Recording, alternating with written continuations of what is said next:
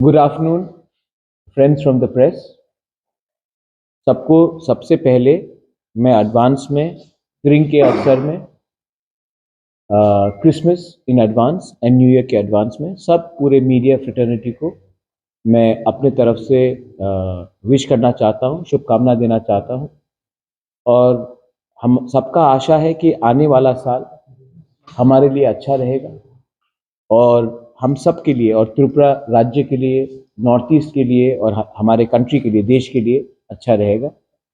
तो मैं शुरुआत में सबको अपने पार्टी की तरफ से, मेरे तरफ से, हमारे लीडर्स की तरफ से विश करना चाहता हूँ फॉर वेरी हैप्पी 2026, मेरी Christmas in advance, happy new year. And आज कल त्रिंग है, तो इन एडवांस त्रिंग के लिए भी मैं आप सबको शुभकामना देना चाहता हूँ। ये शायद हमारा लास्ट अंतिम प्रेस कॉन्फ्रेंस है, इसके लिए मैं तीन चीज बोलना चाहता था। फर्स्ट, उसमें हमारा पार्टी का व्यू एकदम क्लियर है कि जो सेंटिमेंट हमारे कम्युनिटी का है उसको government of India, state government को रिस्पेक्ट करना चाहिए। And Kokborok should be in the script of our own liking which is Roman script. इसमें कोई विवाद नहीं होना चाहिए और ये हमारा पोजीशन पहले से था, है और रहेगा। और इस इशू में हम अपना व्यू बदलने वाले नहीं हैं। ये बात मैं क्लियरली सबको बोलना चाहता हूँ। गवर्नमेंट ऑफ इंडिया को भी विचार करना चाहिए कि जब तक, जैसे कि हमारे आदरणीय मुख्यमंत्री ने कहा है कि इंडिजिनस स्क्रिप्ट डेवलप करो, it's a suggestion from him, he is a respected person, I have personal respect for it. लेकिन जब तक अपना स्क्रिप्ट डेवलप नहीं होगा, हम कौन से भाषा में परीक्षा लिखेंगे? क्योंकि हम लोग बंगाली में परीक्षा लिखना नहीं चाहते हैं और हमको रोमन स्क्रिप्ट में अपना परीक्षा लिखना है। तो जब तक ये कोई सुझाव भी देगा, तब तक इंटरिमली हम कौन से लैंग्वेज में अपना परीक्षा दें? So I have very clearly stated that for us the only solution is Roman script, and Roman script should be the only choice for Cockburrock and Cowbrew. There is not going to be any backing down from that statement. Second चीज है जो पूरे देश को असर करता है, which is on the condition of what is happening in Bangladesh. आप लोग सब जानते हैं कि बांग्लादेश में माइनॉरिटीज को, स्पेशली जो हमारे इंडिजिनस लोग हैं, जो हिंदू बंगालीज हैं, बेरहमी से इनको मारा जा रहा है, इनको टारगेट किया जा रहा है। उनके बांग्लादेश के प्रोमिनेंट लीडर्स एम्बेसीज के सामने जाकर इंडियन एम्बेसी को बंद करने की कोशिश कर रहे हैं। हमारे एम्बेसीज के ऊपर अटैक हो रहा है। नॉर्थ ईस्ट को तोड़ने के लिए they have made a statement that we will occupy north east, seven sisters. और मुझे आश्चर्य लगता है कि हमारे कोई लोग हैं जो बोल रहे हैं कि शेख हसीना को आप वापस बांग्लादेश के हवाले कर दीजिए। मुझे आश्चर्य है कि जो लोग देशभक्ति का नारा गाते हैं वो चुप है, और तिपरा मोथा, एक आंचलिक पार्टी जिसको हमेशा गुंडा बोला जाता है बाय मेनी लीडर्स, यही पार्टी जिसको बहुत लोग गुंडा बोलते हैं, वही हमारे minorities, Hindu minorities, Buddhist minorities, Christian minorities के बारे में बांग्लादेश में बात कर रहे हैं। मुझे आश्चर्य है कि आईपीएल में बांग्लादेश का क्रिकेटर को 9 करोड़ 20 लाख, बांग्लादेश का नागरिक को 9 करोड़ 20 लाख का कॉन्ट्रैक्ट मिलता है, और हमारे हिंदुस्तान में, हमारे नॉर्थ ईस्ट में इतने टैलेंटेड क्रिकेटर्स हैं, लाइक अपना मणिशंकर मुरा सिंह और भी हैं, उनको एक मौका भी नहीं मिलता है अपना राज्य का नाम को रोशन करने के लिए। अगर कोई कहेगा कि स्पोर्ट्स और पॉलिटिक्स को मिक्स मत करो, तो ये शुरुआत पाकिस्तान को बैन करके इंडिया ने ही किया था। आज जब पाकिस्तान कुछ करता है तो इंडिया उनके खिलाड़ियों को बैन करता है। पाकिस्तान ने तो डायरेक्टली कभी इंडिया को अटैक नहीं किया था। यहाँ भी तो बांग्लादेश के लीडर्स हिंदुस्तान को तोड़ने के ओपनली बात कर रहे हैं। पाकिस्तान तो चुपचाप करता था, ये तो ओपनली कर रहे हैं। तभी भी हम बांग्लादेश के क्रिकेटर्स को जगह दे रहे हैं, सम्मान दे रहे हैं, और हिंदुस्तान में अपने माइनॉरिटीज को हम लोग बोलते हैं देशद्रोही। तो ये डबल टॉक नहीं चलेगा। मैं चाहता हूं कि एज वी अप्रोच 2026 हमारा जो रास्ता होना चाहिए कि नॉर्थ ईस्ट स्टेट्स को, वहां के इंडिजिनस लोगों को, वहां के लोगों को ओवरऑल को प्रोटेक्ट करने के लिए हिंदुस्तान को एक कड़ा स्टांस लेना चाहिए अगेंस्ट बांग्लादेश। सेकंड, हमारा भाषा, हमारा संवैधानिक अधिकार को भी गवर्नमेंट ऑफ इंडिया को देखना चाहिए, क्योंकि बांग्लादेश के लीडर्स ने कहा है कि वो उग्रपंथी को जो हिंदुस्तान के खिलाफ है उनको पनाह देने के लिए तैयार है, हिंदुस्तान में डिस्टर्बेंस क्रिएट करने के लिए। जब हमारे लोगों को अपने भाषा में हमारा भूमि का रक्षा, हमारा कॉन्स्टिट्यूशनल राइट्स नहीं दिया जाता है, तो हम डायरेक्टली आईएसआई बांग्लादेश, जो आजकल ब्रैकेट में मैं बांग्लादेश को मिनी पाकिस्तान बोलूंगा, ये लोगों के हाथ में हम अपना यूथ को, गुमराह यूथ को जो फ्रस्ट्रेटेड है, उनको मौका दे रहे हैं उनके पास जाने के लिए। तो मैं रिक्वेस्ट करता हूं through the media, the state government and the government of India should come out with a clear policy regarding Northeast and to protect the future generation of our people. Once again, thank you very much. आप लोग यहाँ में आए हैं। आपने दिखा भी होगा कि पिछले थोड़े दिन से हमारा रैलीज भी चल रहा है, हमने मोबिलाइज भी किया। I want to thank all the people जो रास्ते में आए, होमचांग रैली किया, जो पॉलिटिक्स में नहीं है, who have no interest in politics, who are non-political, उन्होंने भी हमें समर्थन दिया है। आई वॉन्ट टू, भाषा के लाइन में, और आई ऑल्सो वॉन्ट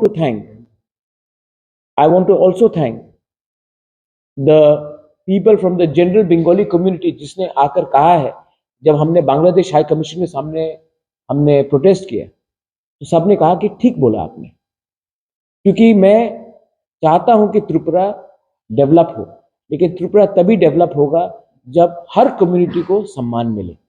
हम अपना अधिकार, अपना सम्मान के लिए बात कर रहे हैं, हम किसी से कुछ छीनना नहीं चाहते।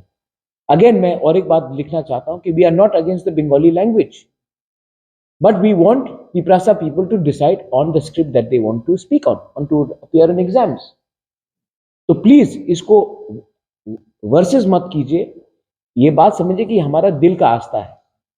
मैं इतिहास में जाकर एक बात बोलना चाहता हूं, जब पाकिस्तान ने बांग्लादेश में उर्दू भाषा का इंप्लीमेंट जबरदस्ती करने का कोशिश किया, तब भाषा आंदोलन हुआ और बांग्लादेश टूटकर एक नया देश बना, ईस्ट पाकिस्तान बांग्लादेश बना, क्योंकि पाकिस्तान ने अपना भाषा उर्दू उन्होंने किया था कि बांग्लादेश के ऊपर इंपोज करें।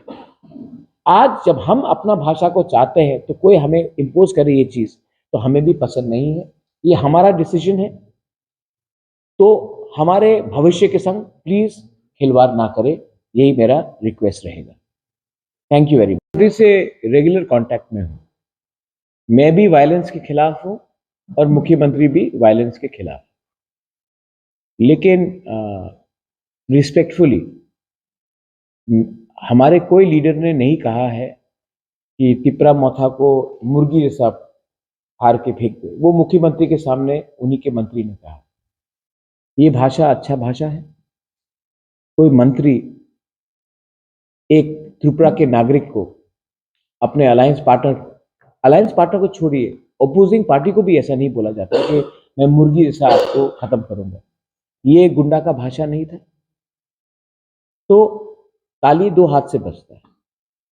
मैंने और एक उनके बहुत बड़े लीडर का स्टेटमेंट सुना जो जनजाति मोर्चा से है कि जनवरी के बाद तिप्रा मोथा खत्म हो जाएगा। आप अपने ही अलायंस पार्टनर के बारे में ऐसा बोलते हो तो रिएक्शन दूसरी तरफ से निकलेगा। और एक लीडर ने कहा है कि हमने उपकार किया है महाराजा के ऊपर एयरपोर्ट नाम करके। उपकार और स्वीकार में बहुत फर्क होता है। एयरपोर्ट महाराजा ने बनाया, आपने उपकार नहीं किया, आपने स्वीकार किया, वो भी बहुत देर से। उसके बाद तिप्रासा अकॉर्ड किया, उपकार किया, उपकार नहीं किया, आपने स्वीकार किया कि तिप्रासा का जमीन में प्रॉब्लम है, कॉन्स्टिट्यूशनल प्रॉब्लम है। इसको उपकार नहीं बोलते, इसको स्वीकार बोलते हैं। तो जब अहंकार से कोई लोग स्टेटमेंट देंगे तो दूसरी तरफ से भी रिएक्शन आता है। तभी भी मैं नहीं चाहता हूं कि असली इशू से हम डाइवर्ट हो। वायलेंस से असली इशू डाइवर्ट होता है। असली इशू क्या है? आज भी भूमि का अधिकार हमारे पास नहीं है। आज भी हमको कॉकबोरॉक बांग्ला लैंग्वेज में परीक्षा देना पड़ता है। एंट्रेंस एग्जाम्स हो, यूपीएससी हो, जुडिशरी हो, कॉम्पिटिटिव एग्जाम हो, हमको अपना अधिकार चाहिए। आप उसके बारे में बात नहीं कर रहे हो। यही जो लीडर्स ने मुर्गी साहब बोला कि हमको मारेंगे, वो करेंगे, उनका खुद का इलेक्शन के घोषणा पत्र में लिखा गया था 125th amendment, direct funding, upgradation of TTAADC, central university. मैंने नहीं बोला, उनके घोषणा पत्र में है। 4 साल से, 5 साल से, 7 साल से ये लोग पावर में हैं। ये लोग उस इशू में बात नहीं करते हैं। ये लोग एक दूसरे को खत्म करने के बारे में बात करते हैं।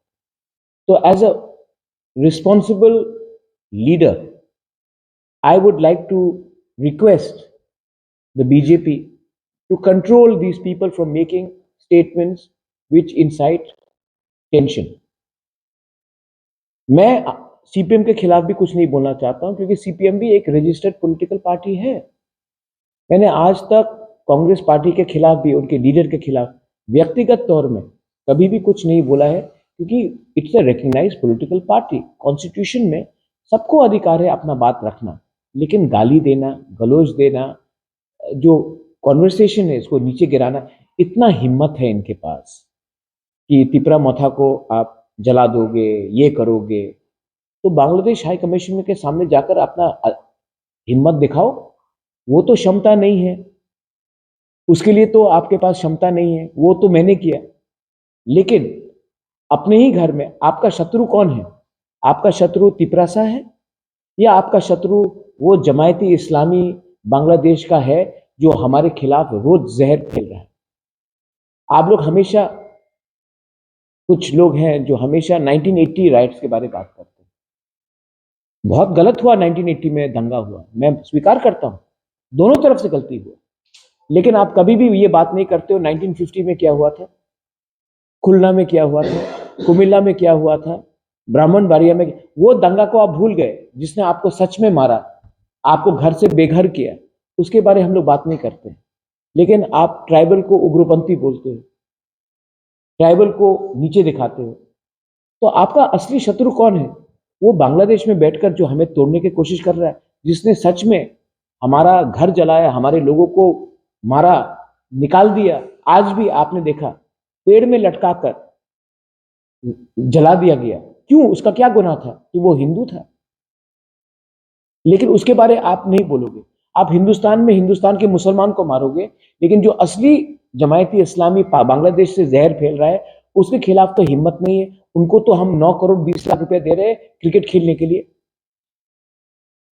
तो असली इशू में हम लोग अगर ध्यान दे, तो सच बात मैं बोलूंगा, उनके पास बोलने के लिए कुछ रहा नहीं है। और अगर उनको लगता है कि तिपरा मोथा को कमजोर करके वो पावर में आएंगे, तो ये गलत फहमी है। ये बात मुख्यमंत्री जी भी जानते हैं, ये बात सेंट्रल बीजेपी के लीडर्स भी जानते हैं, ये बात वो खुद भी जानते हैं। लेकिन कुछ लीडर्स को टिकट चाहिए, इलेक्शन के पहले टिकट आएगा तो पैसा मिलेगा, पैसा नहीं खर्च करके घर में रखेंगे और इंडस्ट्री चलेगा। इसके लिए ये लोग ये सवाल का वो लोग बोल रहे हैं। मुझे नहीं लगता कि इसमें हमें इतना ध्यान देना चाहिए। हमें ध्यान देना चाहिए कि इस समय बॉर्डर के 3 किलोमीटर, यहाँ से 3 किलोमीटर दूर एक दुश्मन है जो आपको भी पसंद नहीं करता है, हमें भी पसंद नहीं करता, और हम लोग एक दूसरे से फाइट कर रहे हैं, और वो लोग देखकर हमारे ऊपर हंस रहे हैं। बस कह दिया है कि वो 28 सीट में लड़ेंगे। अगर वो 28 सीट में लड़ेंगे तो हम अब उसने ये बात कह दिया है, तो उसके बाद मुझे और क्या बोलना है? मैंने तो नहीं कहा, लेकिन सीएम ने खुद उस दिन बोल दिया कि बीजेपी 28 सीट जीतेगा। मतलब कि हमें एक सीट भी नहीं मिलेगा, तो हमें अलग से लड़ना पड़ेगा, और हम अलग से लड़ेंगे। और अलग से लड़ेंगे तब उनको मालूम पड़ेगा कि बीजेपी को 28 सीट मिलेगा या 2 सीट मिलेगा। वो जनता डिसाइड करेगी कि कितना सीट मिलेगा। लेकिन मैं अपने तिपरासा के ऊपर विश्वास करता हूं, और मैं जानता हूं कि तिपरासा हमें नहीं छोड़ने वाला है। हम लोग डिसाइड करेंगे, क्योंकि कोई चीज परमानेंट नहीं होता है। हमें आश्वासन दिया गया था कि तिपरासा अकॉर्ड इम्प्लीमेंट होगा, उसी के लिए हम अलायंस में आए हैं। लेकिन अगर तिपरासा अकॉर्ड इम्प्लीमेंट नहीं होगा तो हमें भी सरकार में बैठकर अपने लोगों को धोखा नहीं देना है। तो मैं, सेंट्रल गवर्नमेंट तो मुझे कुछ और कहता है, स्टेट गवर्नमेंट कुछ और कहती है। तो मुझे लगता है कि सेंट्रल गवर्नमेंट तैयार है तिपरासा अकॉर्ड को इम्प्लीमेंट करने के लिए। स्टेट में भी बहुत लोग तिपरा जो बीजेपी से है वो हमको सपोर्ट करते हैं, लेकिन एक दो लीडर्स हैं जिनको लगता है कि अगर तिपरासा अकॉर्ड इम्प्लीमेंट हुआ तो जनजाति उठ जाएगा, और जनजाति उठेगा तो उनको, वो चाहते नहीं कि तिपरासा उठे, इसी के लिए तिपरासा अकॉर्ड इम्प्लीमेंट नहीं कर रहे। तो ये उनका दुकान है, वो दुकान को चलाना चाहते हैं। मैं अपने लोगों को कुछ देना चाहता हूँ। मेरा दुकान नहीं है, उनका दुकान है। लेकिन मुझे लगता है कि जब तक जो बात अमित शाह ने सबके सामने बोला था, जो ए.के. मिश्रा ने सबसे पहले कहा था, अगर वो बात इंप्लीमेंट होता है तो वेरी गुड, अगर नहीं होता है तो हमको भी सोचना पड़ेगा। लास्ट एक सवाल, आपने उनका आदर हम सब करते हैं और गांधी का नाम को हम कभी भी डिसरिस्पेक्ट नहीं कर सकते। ये जो रेगा का जो नाम बदला गया है, मुझे लगता है कि इसमें क्या उनका इंटेंशन है वो खुद ही बता सकते हैं। मैंने उसमें इतना गहराई से, क्योंकि I been busy with our Kokborok Kaubru आंदोलन, बांग्लादेश में क्या हो रहा है, ये सब में हम बात कर रहे हैं। मुझे लगता है कि पार्लियामेंट में ये सब में डिबेट ना होकर हमको डिबेट करना चाहिए कि आने वाले दिन में हम अपने पड़ोसी के संग क्या करेंगे। हमारा इकोनॉमिक कंडीशन, आज जब सब जीडीपी के बारे में बात करते हैं, हम लोग फाइनेंशियल ग्रोथ के बारे में बात कर रहे हैं, ह्यूमन ग्रोथ के बारे में बात नहीं कर रहे। जो गरीब था, यहाँ में आप लोग सब जर्नलिस्ट हैं, पिछले 7-8 साल में आप लोग अमीर हुए हैं, लेकिन हमें बताया जाता है कि आप हिंदुस्तान उठ रहा है। आप सच में उठे हैं कि नहीं उठे?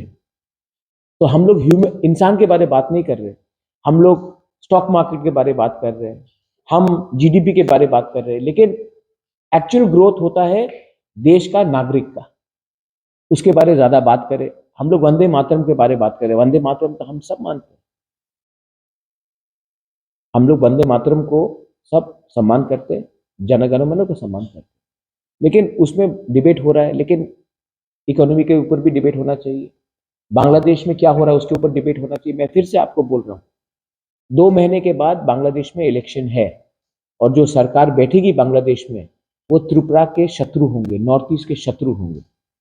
उसके बाद एक पूरा देश यहां से सिर्फ 3 किलोमीटर दूर है ये, जब वो आपके खिलाफ फाइट करेगा तब हमको भी सवाल पूछना पड़ेगा कि तब तिपरा मोथा, आईपीएफटी, बीजेपी, कांग्रेस, सीपीएम एक दूसरे से फाइट करना चाहिए या हिंदुस्तानी होकर उनको सबक सिखाना चाहिए।